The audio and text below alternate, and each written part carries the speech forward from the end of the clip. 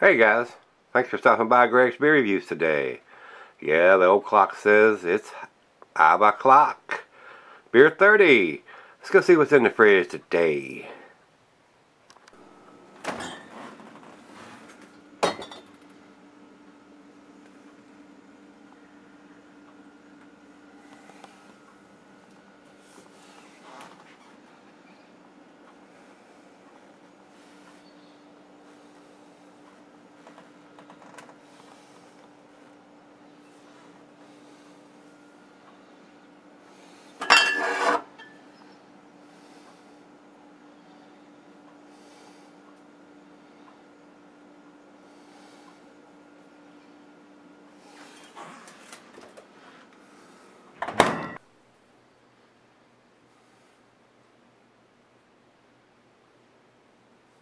Hey guys, thanks for stopping by Gregsbeerreviews today. Today's beer comes from Weyerbacher Brewing. These guys are up in Pennsylvania. This is their Sexy Motherpucker. Pucker. Oh yeah. This is an American wild ale, so it should be kind of sour, kind of tart. I don't know what to expect from this. I'm still trying to wrap my arms around this style of beer, guys. Some of them are, especially on the first sip or two, they make my mouth pucker up, boy. And that's why they call it a Motherpucker.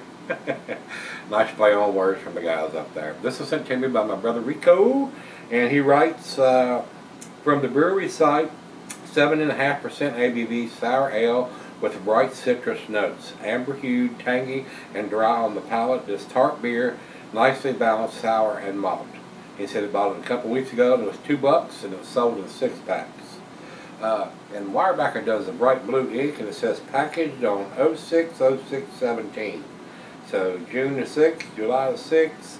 Today is the 13th, so it's about 5 weeks old. Fairly fresh. And it says on the bottom here, sour ale, 7.5% alcohol by volume. Don't think it's got the IBUs or anything on it. Probably not that critical on this style of beer. So we're getting ready to find out what this is all about. See how tart and sour it's going to be. Commercial description on this particular beer. Let's see what we've got here on Untappd. It says here, inspired by a classic beverage blending lemonade and iced tea, Sexy Motherpucker is a 7.5% ABV sour ale with bright citrus notes. Amber hued, tangy, and dry on the palate, same thing Rico said. Citrus hops to give a nice citrus kick in both flavor and aroma. So, let's see what it's all about here, guys. So, nothing else we need to talk about, so let's pop a cap off of this bad boy. Nice little hiss, a little bit of smoke, and into the glass we go on this one. It's like fairly dark coming out of the bottle. The cheeses are pepper Monterey, pepper jack, stronger cheeses, and glassware is a flute, tulip, oversized wine glass, and it says here can be sold for long periods. But if they kick it up with some citra hops, it may be a hop forward beer, and the detriment to cellaring something that's hop forward is the hops fade. So, didn't pour hardly any head at all. It is a deep brown color, maybe a slight hint of some mahogany coloring in there, a little bit of red. Not a lot of light coming through the big bulb part, but I can see right through the thin part here. Let's get a nose to it. I'm getting a little bit of that sour tart aroma. Maybe a hint of some berries or some grapes. Does have a nice sweetness to it. And just a slight hint of some alcohol. Well, let's get it on. Cheers, everybody. Cheers, Rico.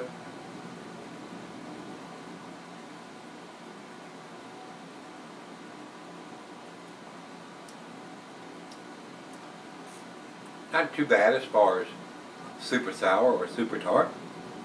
There is a strong sour tartness, but it's not to the puckering range for me. Maybe I'm getting acclimated to these style of beers now. Probably not. Hints of some grapes in there. Maybe some berries, raspberries or something.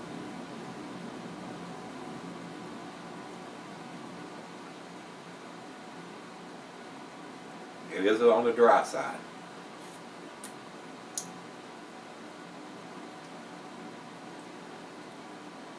Decent beer.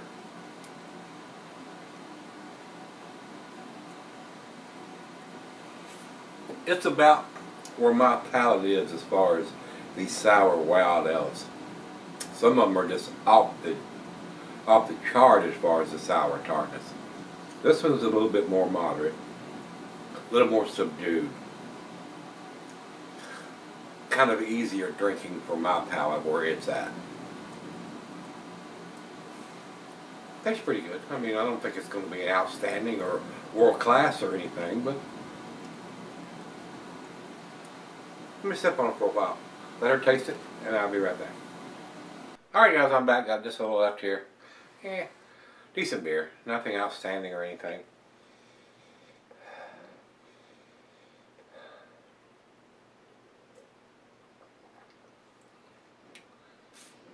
Not too tart, not too sour.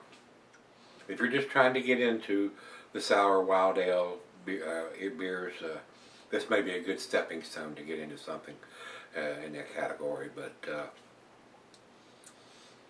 kind of easier drinking for me, where my palate is at this time, but kind of one-dimensional to me. Didn't do a whole lot for me. I'm sure it's a well-made beer, guys, but kind of transitional for this category. So, final chug.